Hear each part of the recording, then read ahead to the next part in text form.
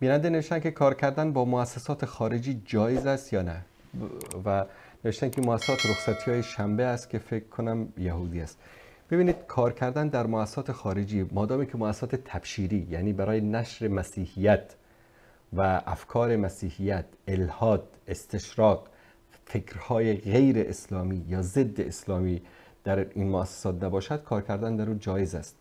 در مؤسساتی که فحشا، فساد، منکرات در جامعه پخش می شود، خاصا کارهای فرهنگی بر علیه ارزش‌های یک جامعه در این مؤسسات صورت می‌گیرد، کار کردن با اینا جایز نیست. اما مؤسساتی که به خاطر کمک، به خاطر کارهای پزشکی، کارهای به اصطلاح کمک به زلزله زدگان یا سیلاب زدگان یا کمک‌های انسان دوستانه باشه، کار کردن در اونها جایز نیست. و اینکه اصلا قضیه تعطیل بودن در اسلام نیست.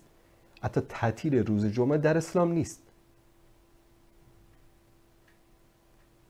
در سوره جمعه وقتی که الله سبحانه و تعالی می‌فرماید که وقتی که شما را ندا میدن برای نماز جمعه، شما برید نماز جمعه را بخوانید و بعد از اون که نماز جمعه تمام شد بگردید در زمین و تجارت و کاروبارتان رو بکنید. در اسلام روز رخصتی ما نداریم که اصلا یک روز معینی باید به عنوان روز رخصتی باشه. یهود اومدن روز شنبه رو تعطیل کردن، نصارا اومدن روز یک شنبه رو تعطیل کردن، مسلمان هم عقب نماندن گفتن از ما روز جمعه تعطیل باشه.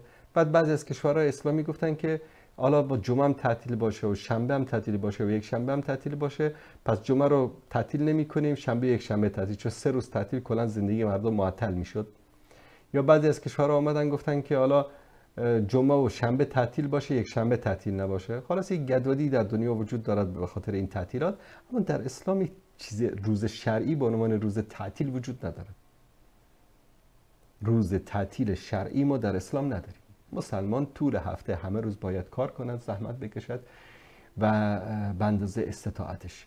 اما یک روزی که از طرف الله و رسول به عنوان تعطیل تعیین شده باشد و روز جمعه باشد، همچین روزی وجود ندارد.